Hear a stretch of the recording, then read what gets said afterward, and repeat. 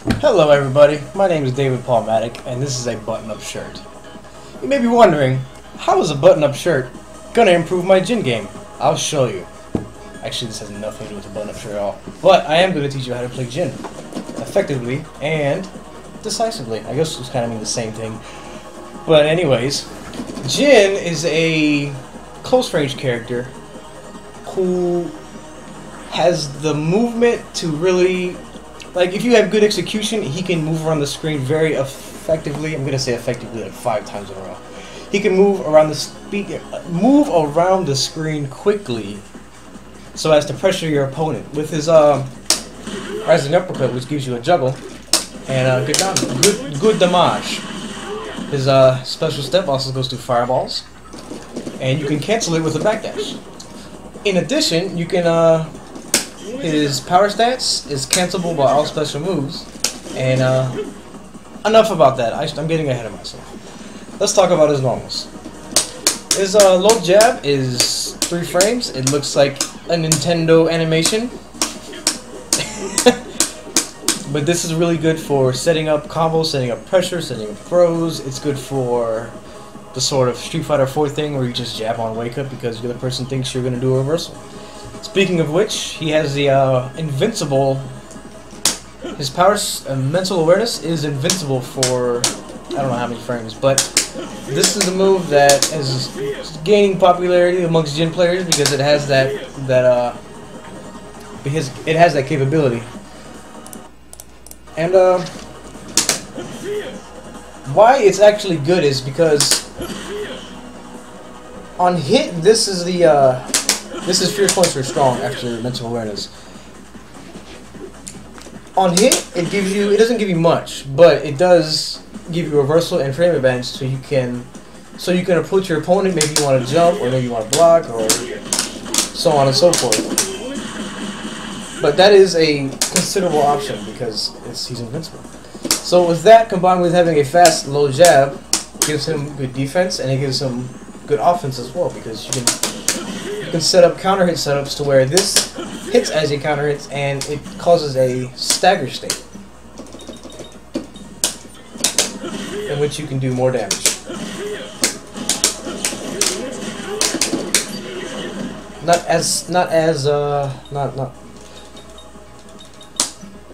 You can do better combo than that, but I will get to that in a moment. Let's talk about let's talk about his footsies, shall we? His fastest mid-range poke would be standing forward. It has decent range. It's not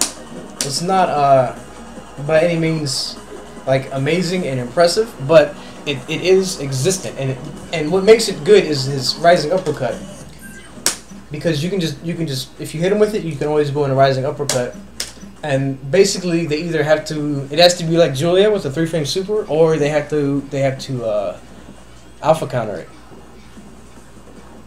What am I doing? Block. So if I'm at this range, and since Jin has a good walk speed, this allows you to do this more easily. Is to walk in range where it can hit. Walk in range where it can hit. And if your opponent is trying to like out footsie you and you hit him in his startup, you'll get a nice combo out of it. But if they don't do anything, they block, then you are only -3. So that's something, is what I'm trying to say. Also, further reaching is his low roundhouse, his sweep. This is actually one of the tools that you can use to get around Shotos, who uses low forward and low roundhouse to play footsies with, because it outranges them, so you can kind of play around with it. But I don't use it a lot because of the recovery.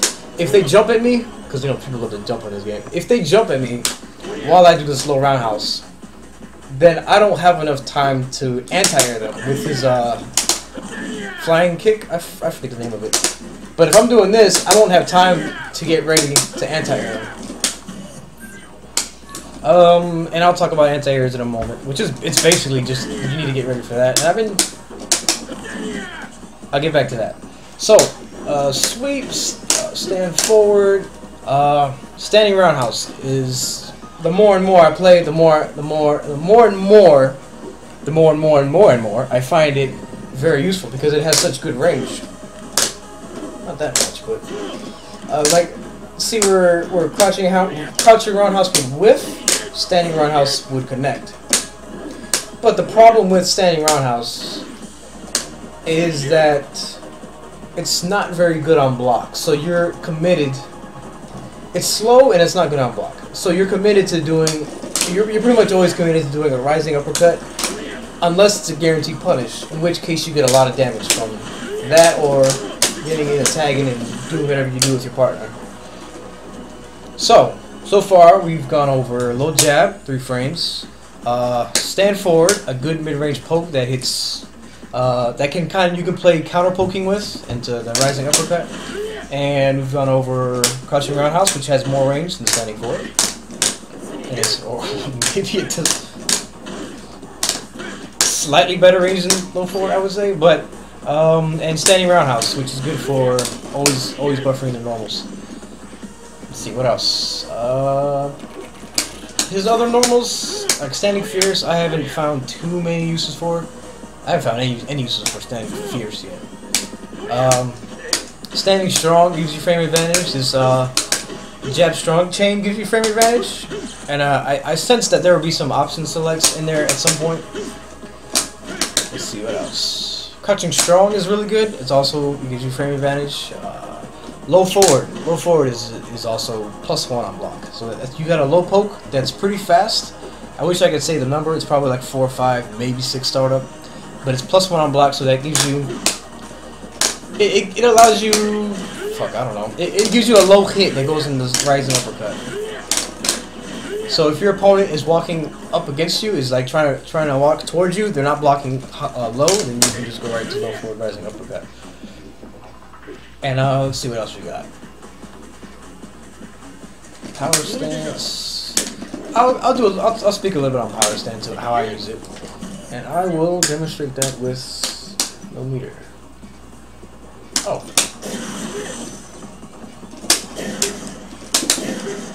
So, power stance builds meter. And by the way, to the stream, if y'all have questions later, I will answer them.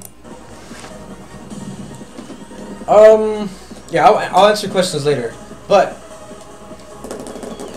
power stance. Notice how my meter goes up when I activate power stance. Fierce power stance, I believe, gives you more meter. I'm just visually seeing that. So the thing about it that's useful is that you can cancel it into other special moves like special step, in which I discussed earlier. Special step, you can cancel it in other things as well, and you can cancel it into his penetrating fist, which allows you to backdash in and out of it,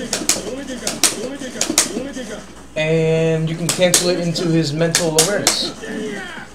And what this does is it opens up options for you, especially against a character like Guile. I think if you were to watch my match with Dominion, you can see how I use power stance to deal with Guile's zoning, his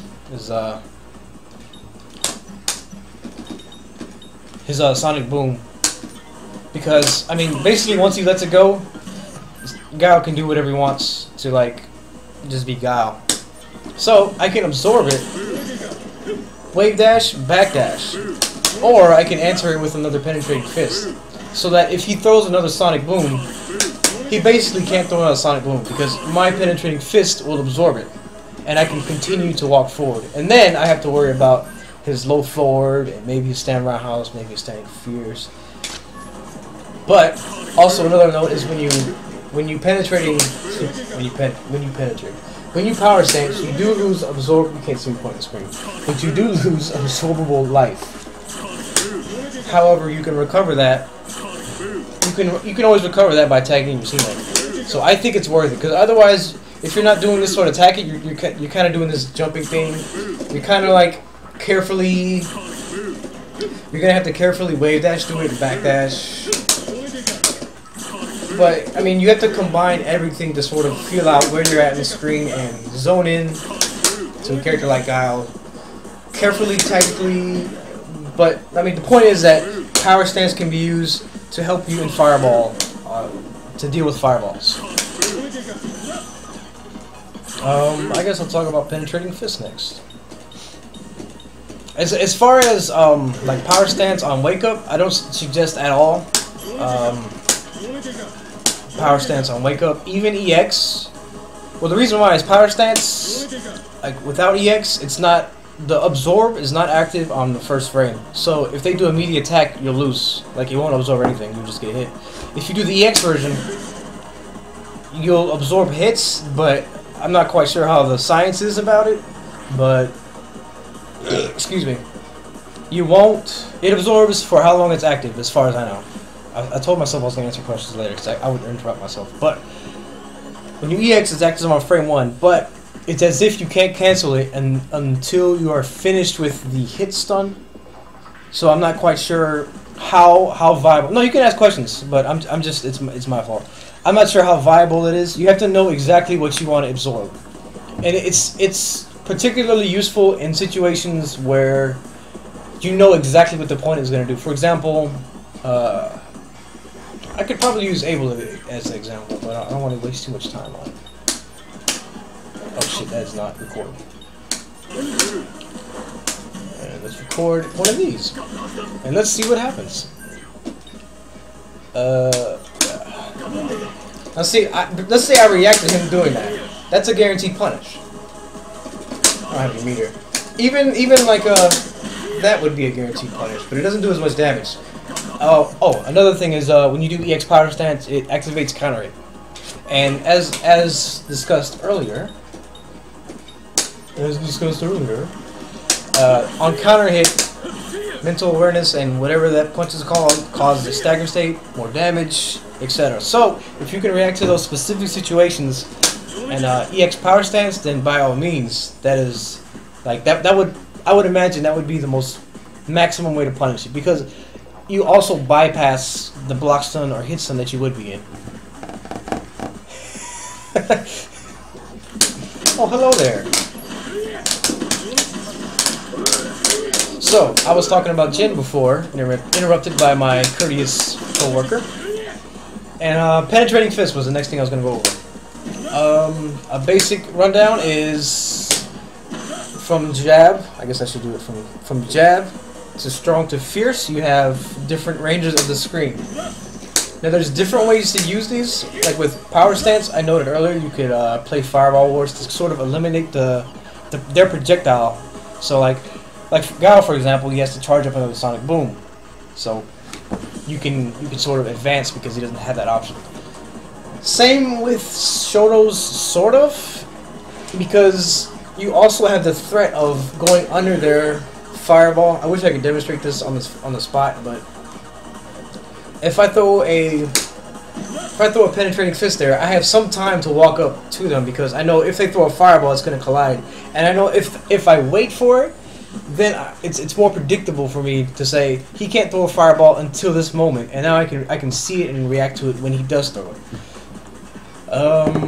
As far as actually hitting them with penetrating fist, I would say it's character specific. For some characters, it's in your favor to approach them and be more aggressive, and it also depends on the variables. If you have meter, if you have no life, if you have the life lead, then you might want to just play a zoning game with his fireballs, and that takes some practice because you can't just throw them out there. Because if you throw the fireball incorrectly, like say I'm right here, and I assume it's at about strong range. I guess it is, but let's say I'm right here and I think it's at strong range, and it's holy shit, Apple, why are you so wide? Let's say like right there, and I completely mess it up, and I'm free to attack, so he can just hit me for that. And some people hesitate because they're not sure where it's going either, but it's pretty obvious at this point because the startup on this is actually pretty slow. Another way you can use it is defensively. Like say you want to sit on the life lead, this is especially useful against Rolento, because Rolento can't do crap to you. If you're not doing crap to Rolento, Rolento can't do crap to you. That's basically how his character has worked for every game. So if you put a jab fireball in front of you and you space it to where his jump, I wish I could just point the screen, but if you space it to where his jump would always land on it, like say about this range is where Rolental would jump at you, or this range right here. Put the fireball where he would jump at you, and there's absolutely nothing he can do. Like, he has to wait for the fireball to go away, and then he can jump at you. Or maybe he can try to anticipate a jump, but if you're in that range where his jump wouldn't reach you, then it becomes inert. His jump is like, he has nothing he can do to you except try to walk you to the corner, and then what? Waste time. So, you can use fireballs, jab penetrating fists defensively. You can use them to sort of push your opponent away from you if you're confident you know where they're going to be. Or you can also, since you can charge it up, you can bait people. You can, like, this sort of idea of where you give them an incentive to jump at you. So, and then you get ready for a jump.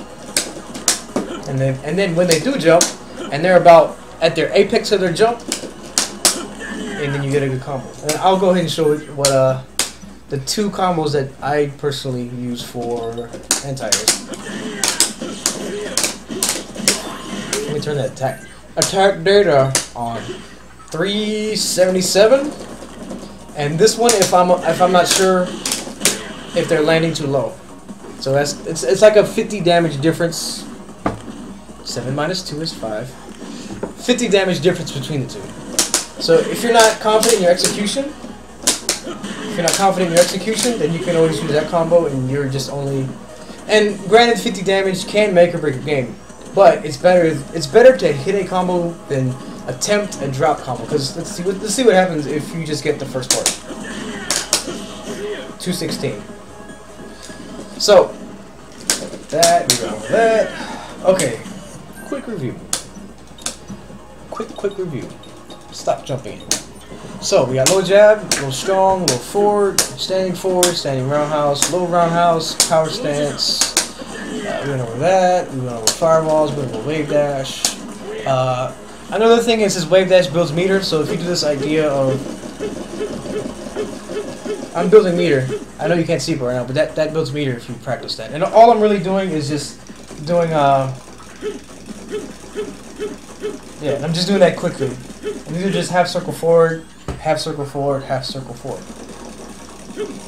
And if you think about it, that just makes sense how that works. Let's talk about.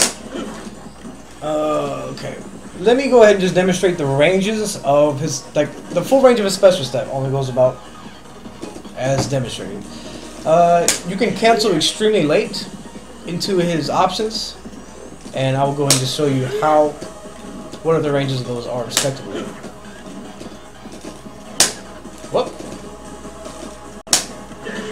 See, the only one that actually hit was the overhead.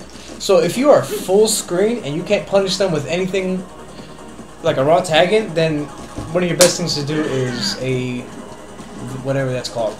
A good use for the low, because that hits low, is that you can hit confirm off it.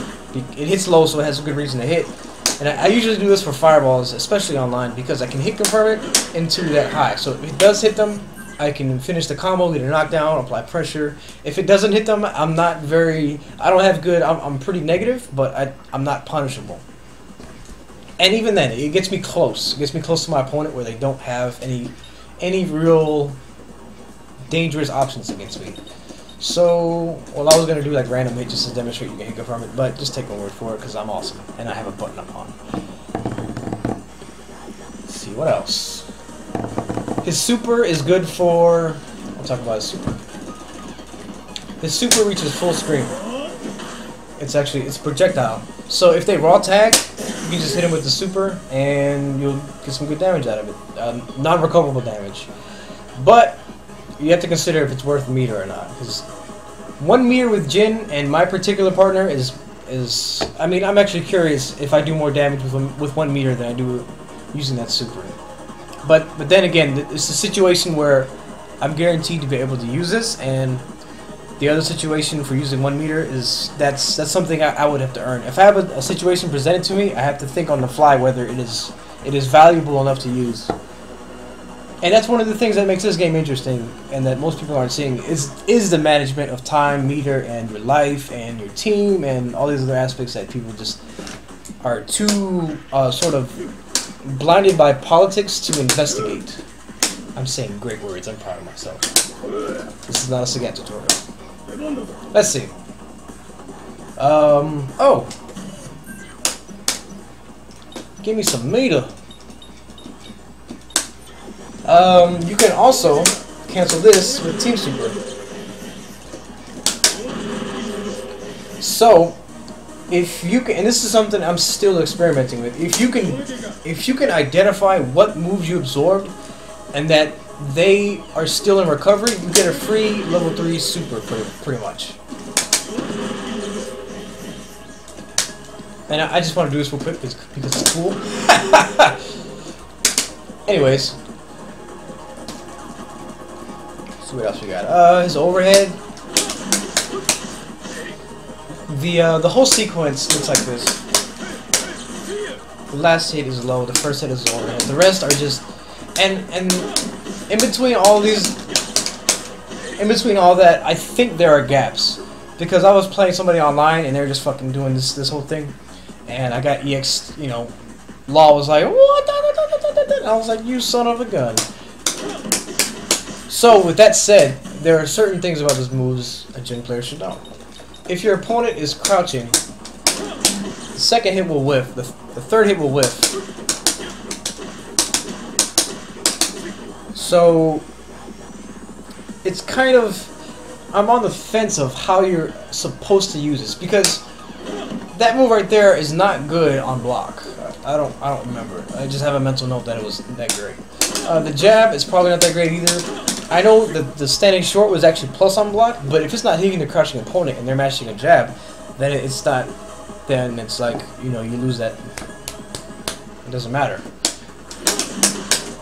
However, the fifth hit is plus on block, and depending on the situation, like if I'm this far and it's hitting, or maybe this range. From there, I won't finish it with low forward. I might even just jump at them to reset the situation and have frame advantage, because it's not worth it to me to just get that last hit, which might just add on a couple more points of damage. Excuse me. I would rather get into a situation, because I have frame advantage, I would rather get into a situation where I have another opportunity to do more damage.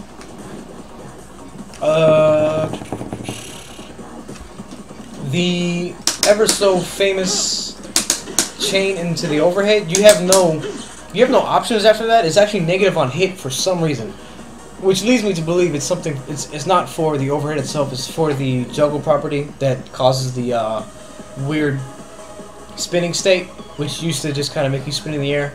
I think that's what that's for, but I don't know. What else? I think I covered pretty much everything, except for like matchup specific stuff. So I will go ahead and ask the stream for some questions. Let me look what I got here. Keeney118 asks, "Oh damn, what I miss? You missed my button-up presentation. How many hits does it absorb? The EX, I think it absorbs everything as long as it's active, which is not very long. You can look at the frame data for yourself. I don't really know. What was I gonna say? You can be thrown out of it as well. Let's see what else we got. Okay, if the overhead whiffs, the short still. No, because the overhead actually forces stand. So if they're crouching and they get hit, I didn't even. Well, I guess you can kind of read it. But Chaos Limit asks if the overhead whiffs. He meant to ask if the overhead hits, the short still whiffs. The answer is no, because this forces them to stand. And that'd be kind of stupid if you had an overhead that doesn't give you anything off of an overhead. You know what I mean?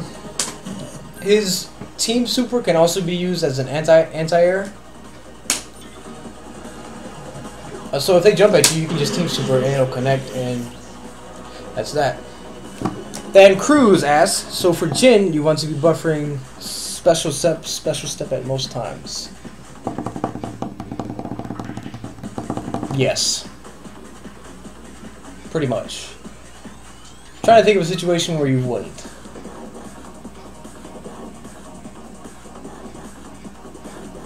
Nope. It's pretty much... That's what Jin does, is he hits you with Rising Uppercut.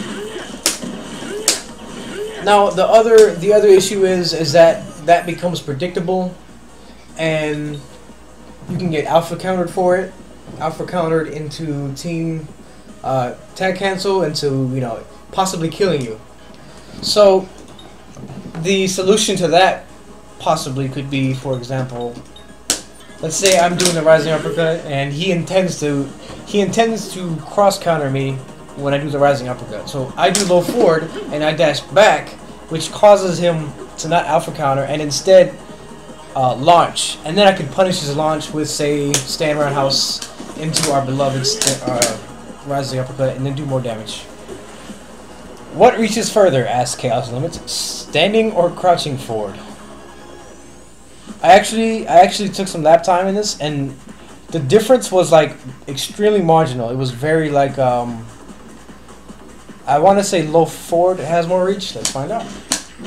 And the way I test this is I try to find the maximum range of one and see if it's the same maximum range of the other. See how they both whiff at this range? If I move up slightly again, that hit. So it seems like standing forward has slightly more range than crouching forward, but by just a little bit. See right here, it won't hit, but see, it's hard to even calculate the range difference between them. But it seems standing forward has like maybe a pixel more range. Like I think from here it'll hit. Yeah. See how one whiffs and the other hits? That's how I test what the ranges are. I think that's all the questions I have. If there are no further questions, then that's... I want to make sure I covered everything. I mean, that's a pretty good summary. Oh! I forgot about his bread and butter. This thing. Back mid punch and jab. This is distracting me. Back mid punch and jab. And pretty much I always going about his jumping roundhouse. Yeah, I'll talk about that next actually. Oh yeah. Okay, a couple things. First, this is his combo starter for the most damaging, like the most damaging combos, the most damaging hit confirmable combos, namely off of his crouching strong, because I can hit confirm off the crouching strong and then going to that chain I just showed you. I'll demonstrate that. It's not that bad. Opponent's action block, random. Street Fighter 4. I can hit confirm that. Maybe.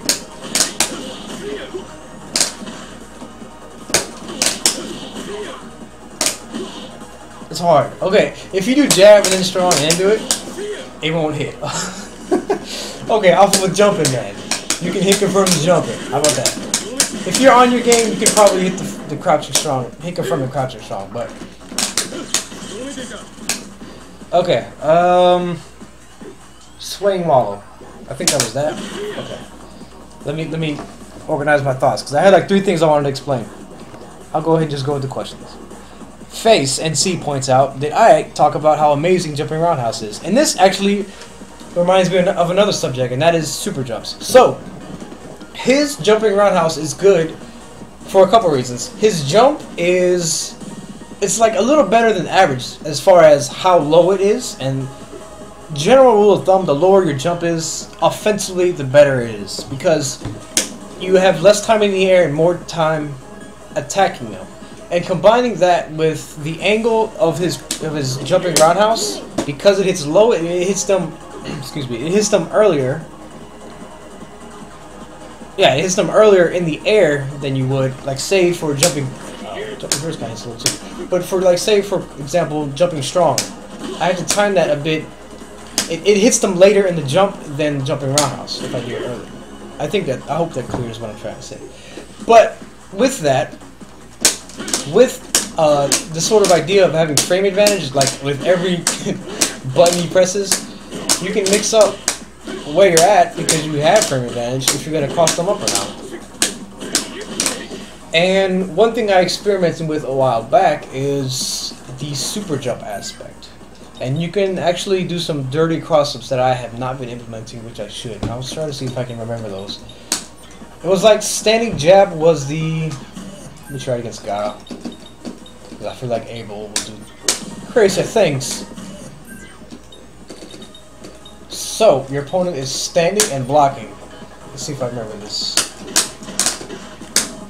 Okay, that one hit. That was a normal jump and it hit in front. That one crossed up because it was a super jump. So that is a sort of, with all other things in respect to that, having good normals, having a good jump, having that cross up, that super jump, I think if you play around with it, if I play around with it a little more, it'll become really dangerous to see whether or not it's hitting or not, because it's already hard enough to see it if you like just jump at a specific range. And in this game, it seems like against jumps, excuse me, my back is killing me. Against jumps, you can sort of manipulate your character's movement so that you can make it cross you up, so that you can block it, rather than guess. So while the opponent's in the air, you're choosing whether it's going to cross you up or not. So I think that combined with super jumps, it makes for something that's yet to be discovered, I'll say for now. More questions. Who do I think Jin's worst matchup is? I haven't had like trouble with a lot of matchups. I feel like this game matchups are really hard to discuss because it's 2v2. Like say I have trouble with Dalzim against I have trouble fighting Dalzim with Jin, but I don't have trouble fighting Dalzim with Sagat. But with Jin, I can, like, if I'm on top of Dalzim, and then it's a really good matchup for me because I don't have to earn that. I don't have to struggle to zone in on him. So, if I can use Sagat to do the dirty work, then it's totally like that's teamwork, basically, essentially. So, worst matchup, it's hard to say. I feel like he has the tools to deal with everything, and I feel like he really is a top tier character because if you have the reactions to the execution, he has like everything. Like, I guess characters that have long range pokes would give him trouble because as impressive as his normals are close range, mid range, they're, granted this has a lot of range, it's actually slow, and this is also slow, and this doesn't have as much reach as you need. As you need to be offensive with, because this is more like a counter poking tool. So a character like Vega, for example, I think would be difficult for Jin to zone in on. But obviously if he gets in, he can do a lot of damage. Vega doesn't take damage well, etc, etc. Face points out, does crouching mid punch, back hard punch do more damage than crouching mid punch? I think so. Because I think this is counted as one move, and that does more than crouching hard punch does. But it also depends on the situation. If you're doing that from a crouching mid punch, then yes. But I think just standing roundhouse, because it's one hit and it does the most damage, it starts off with the most damage as a punish, then that would do more damage. Because it's like the less hits that do more damage is always better than moves that had frame advantage but don't do a lot of damage. I hope that makes sense. Oh, this move is good for tagging. It's good for punishing taggins. Punishing taggins from a distance. So if I'm at this range, then obviously I'm going to use that because I can. But this is not going to hit from that range. But if he tags out, I can tag him with that, and then that's like 200 damage. You know, knockdown. And that, I think, concludes everything that I wanted to discuss about Jin. And if there's no more questions, then I can take off this button up. thank you for watching. I think I'm going to play more rank matches, so if you want to join me, actually, stay tuned. Maybe. Thanks for watching.